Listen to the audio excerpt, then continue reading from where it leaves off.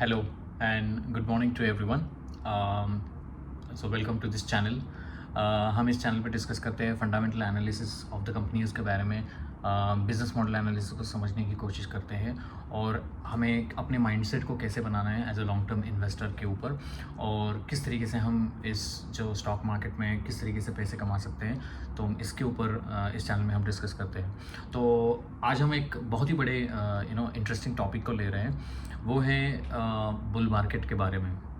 तो आज के वीडियो में हम ये डिस्कस करेंगे कि बुल मार्केट होता क्या है, एक्चुअली उसकी डेफिनेशन क्या होती है, at least in overall sentiment wise आज का सिनारियो क्या है इंडियन स्टॉक मार्केट का और ओवरऑल ग्लोबली एज वेल।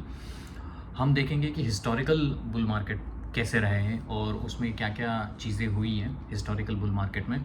हम ये जानने की कोशिश करेंगे कौन सी ऐसी मिस्टेक्स हैं तो वो एज ए इन्वेस्टर हम करते हैं, एज अ रिटेल जो इन्वेस्टर इस मार्केट में हैं, तो वो कौन सी ऐसी मिस्टेक्स है वो ज़्यादातर करते हैं और हमें वो मिस्टेक को कैसे अवॉइड करना है ये भी हम देखेंगे।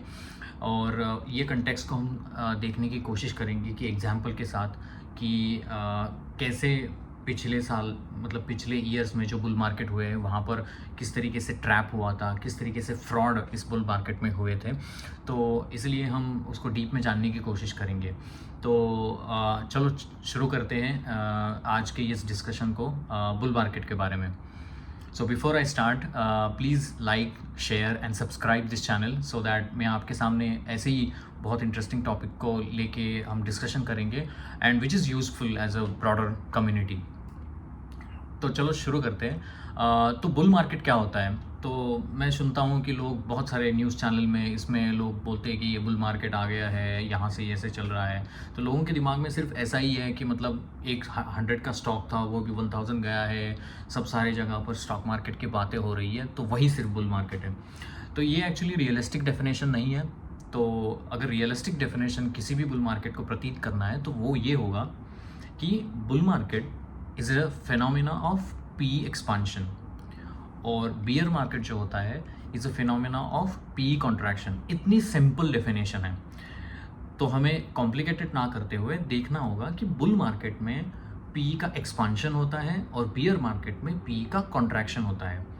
हमारा जो ये बुल मार्केट चल रहा है वो 2020 से लेके अभी तक ये बुल मार्केट के फेज़ में ही है, जहाँ पर आप अगर देखोगे बहुत सारी कंपनियों के पी वैल्यूएशंस बहुत ही ज़्यादा हो गए हैं। चलो समझने की कोशिश करते हैं कि पी रेशो क्या होता है। देखो, पी रेशो मतलब प्राइस टू अर्निंग रेशो होता है। मतलब अभी कोई भी स्टॉक मार्केट में कोई भी शेयर प्राइस हो वो सिर्फ और सिर्फ अर्निंग के ऊपर ही चलता है। ब्रॉडर पर्सपेक्टिव में 10 साल, 20 साल, 30 साल का आप नज़रिया लोगे तो वो अर्निंग के ऊपर ही चलता है। इसका मतलब क्या हुआ? तो इसका मतलब ये हुआ कि कोई भी कंपनी की अगर अर्निंग का जो ग्रोथ रेट है वो आता रहेगा तो ही स्टॉक प्राइसेस बढ़ती रहेंगी। लेकिन बुल मार्केट में कई कंपनियों में ये ऐसा होना चाहिए, ये कंपलसरी नहीं है, ऐसा नहीं होता है। तो क्योंकि उसमें कभी कभी किसमें ऑपरेटर घुसा रहता है, ऑपरेटर उसको स्टॉक को चला लेता है, तो हमें वो स्टॉक प्राइसेस ऊपर जाते हुए दिखते हैं, लेकिन ऑन दी अदर साइड हमारे अर्निंग्स उतनी नहीं आ रही होती है। ठीक है, तो उसका जो एक फॉर्मूला है वो ये है कि market price is equal to price earning ratio P into EPS. और ये ईपीएस क्या है?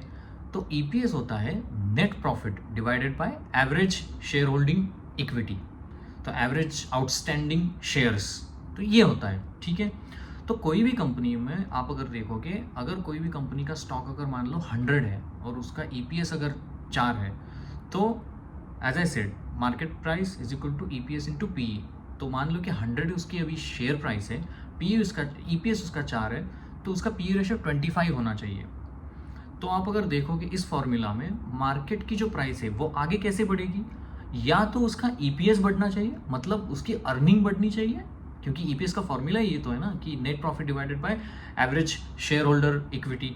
ठीक है, तो अगर ईपीएस बढ़ेगा तो ऑब्वियसली मार्केट प्राइस बढ़ेगी, या नहीं तो ईपीएस उधर के उधर ही रहता है, मतलब अर्निंग उधर की उधर ही रहती है, लेकिन आप पी रेशो ऊपर ही जाते रहता है।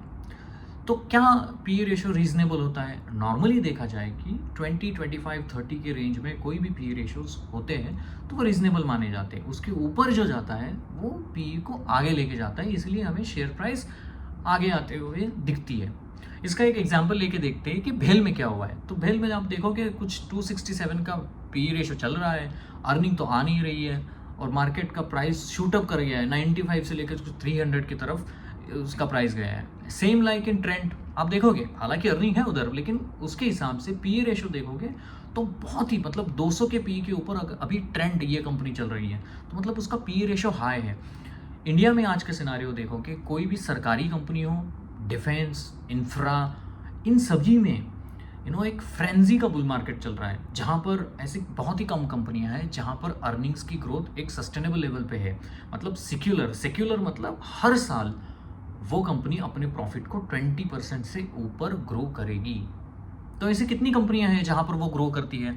तो आप अगर देखोगे कोई भी कंपनी, मान लो कि एग्जाम्पल है वो कि आप RVNL का नाम ले लो या रेल विकास निगम लिमिटेड, सेम ही हुआ, और IRFC का नाम ले लो, तो इन सारी कंपनियों में पी रेशो बहुत ही ज़्यादा तरीके से एक्सपांड किया गया है, तो जिसकी वजह से आप प्राइस ऊपर दिखता है, लेकिन वो प्राइस कितना सस्टेनेबल है ये हमें देखना पड़ेगा।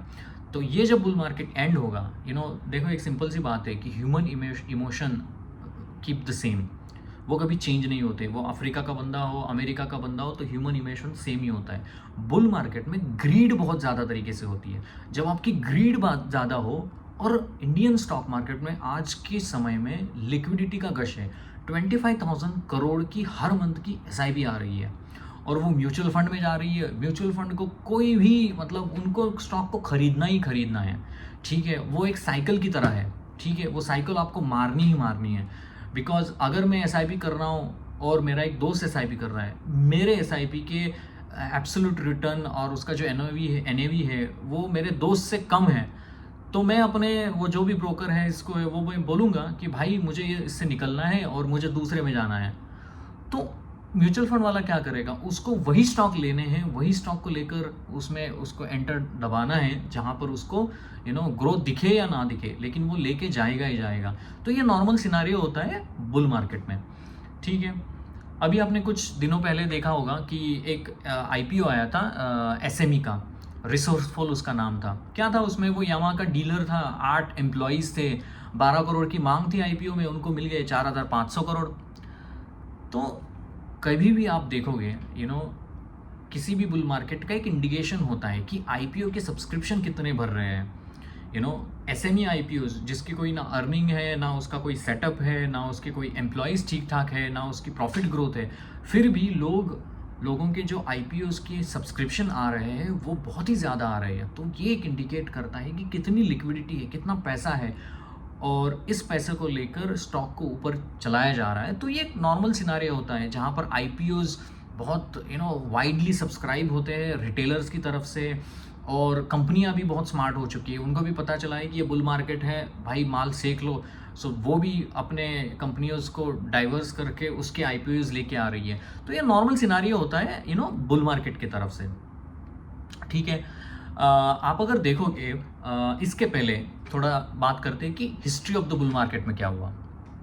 तो हिस्ट्री में 2003 से लेके 2008 तक एक बहुत ही बड़ा बुल मार्केट था, और कोई भी बुल मार्केट में एक बुल मार्केट का लीडर होता है, ठीक है। तो कौन था उस बुल मार्केट में लीडर? उसमें इंफ्रा रिलेटेड कंपनीज थी, उसमें इंफ्रा रिलेटेड कंपनीज की बहुत इमेंस ग्रोथ दिखी थी। जैसे फॉर एग्जांपल लैंको था, एबॉन ऑफशोर करके कंपनी थी उस बुल मार्केट में, नागार्जुना कंस्ट्रक्शन करके कंपनी थी। अभी आप कंपनी देखोगे उसका नाम भी आप नहीं सुनोगे। क्यों, क्या हुआ उसमें, वो कहाँ चली गई?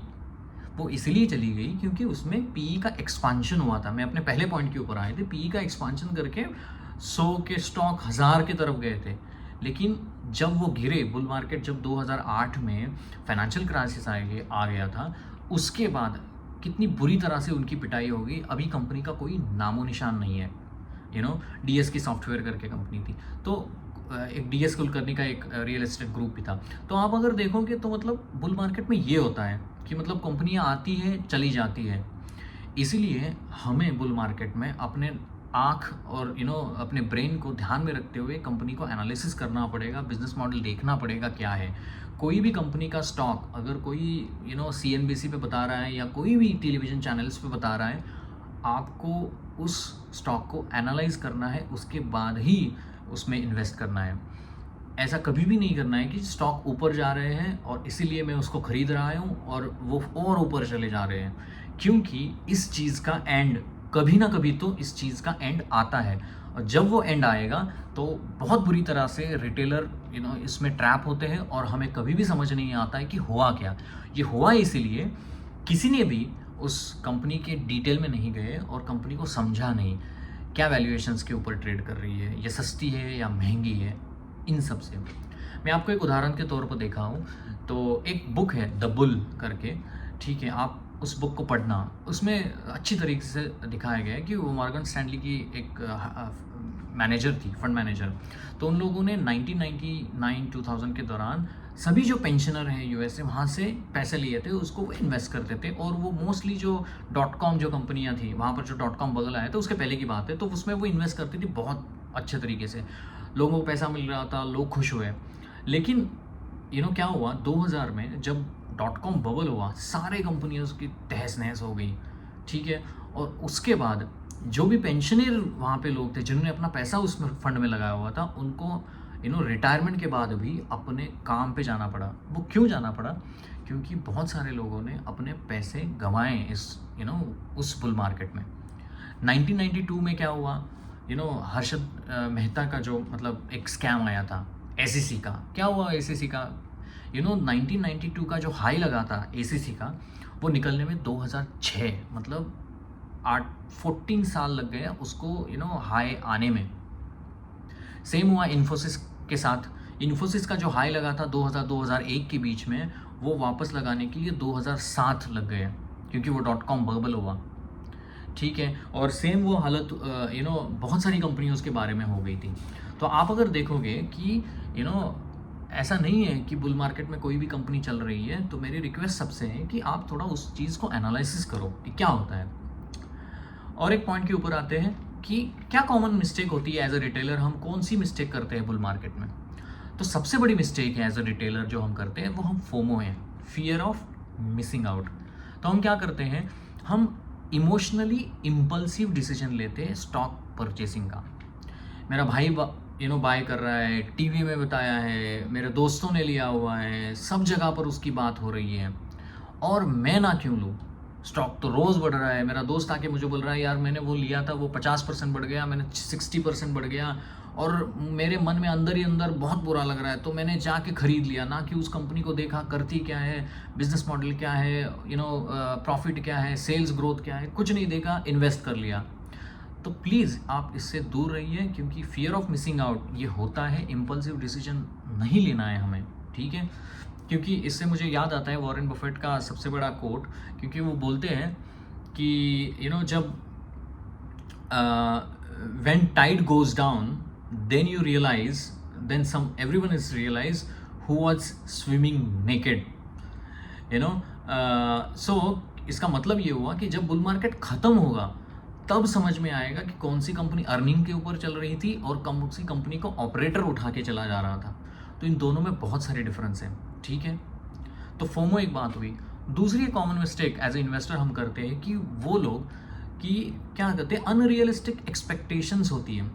मैंने अपने 2-3 साल में देखा हुआ है कि लोगों के पोर्टफोलियो डबल हो गए, ट्रिपल हो गए, और लोग अपनी यही उम्मीद बैठा के रखे हैं कि 2030 तक यही चलेगा और मैं एक करोड़पति हो जाऊंगा, मतलब ये करूंगा वो करूंगा, और सबको बता रहे हैं।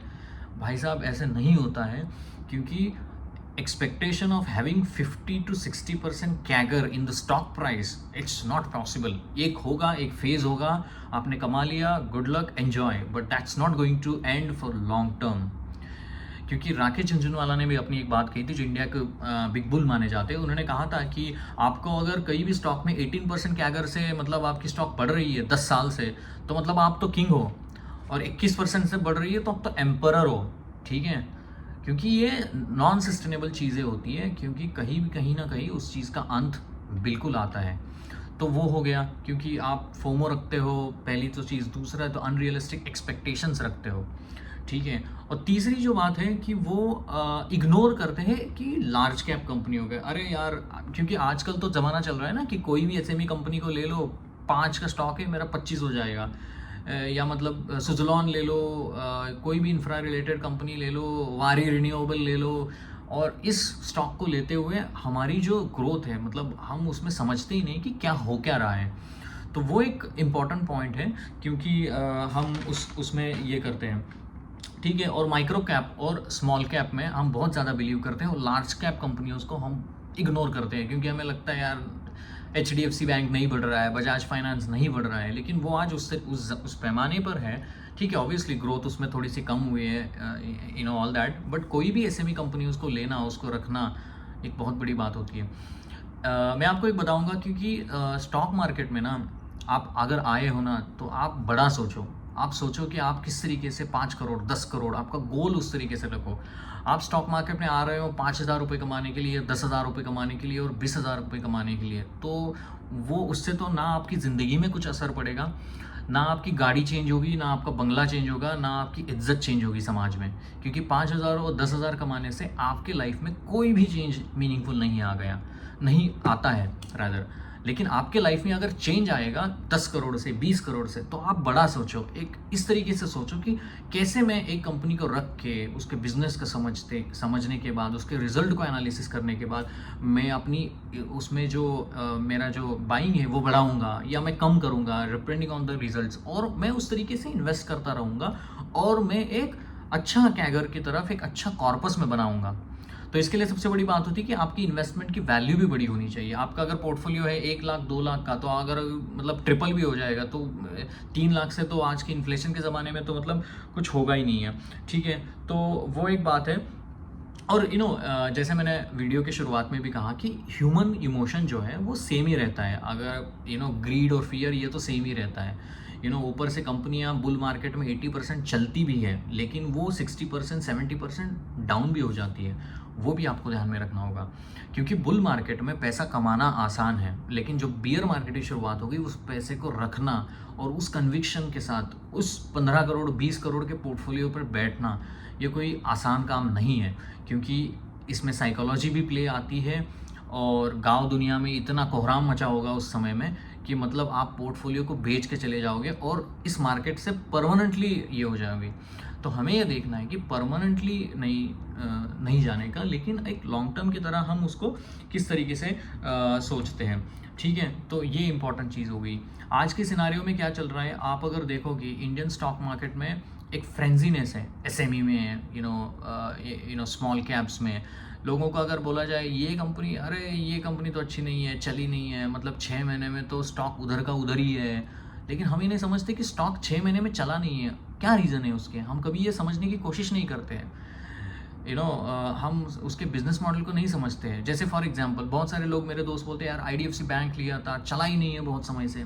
भाई वो चला नहीं है क्योंकि आप उसके उसके प्रोविजनिंग जाके देखो कभी रिजल्ट में, कितने प्रोविजन उन्होंने बनाए हुए हैं अपने रिजल्ट्स में, जिसकी वजह से इन्वेस्टर का कॉन्फिडेंस नहीं बन रहा है। और उन्होंने अपने कॉन कॉल में कहा है कि 2027-28 में जाके अपनी चीज़ों को वो इम्प्रूव करने की कोशिश करेंगे। तो ऑब्वियसली ये नहीं पॉसिबल होगा कि कंपनी का मैनेजमेंट जब आके बोल रहा है कि भाई we are facing the problems, तो ऑब्वियसली स्टॉक प्राइसेस को ऊपर लेके जाना it's a very deep thing. तो बुल मार्केट में ये सारी चीज़ें होती है। और मैंने आपको ये भी बताया कि कितना समय लगता है बुल मार्केट्स में अपने हाई को कटाने के लिए। इन्फोसिस की बात हुई, ACC की बात हुई, और विप्रो जैसी कंपनियों की भी बात हुई। और एक बुल मार्केट में चीज़ देखी गई है, वो है फ्रॉड।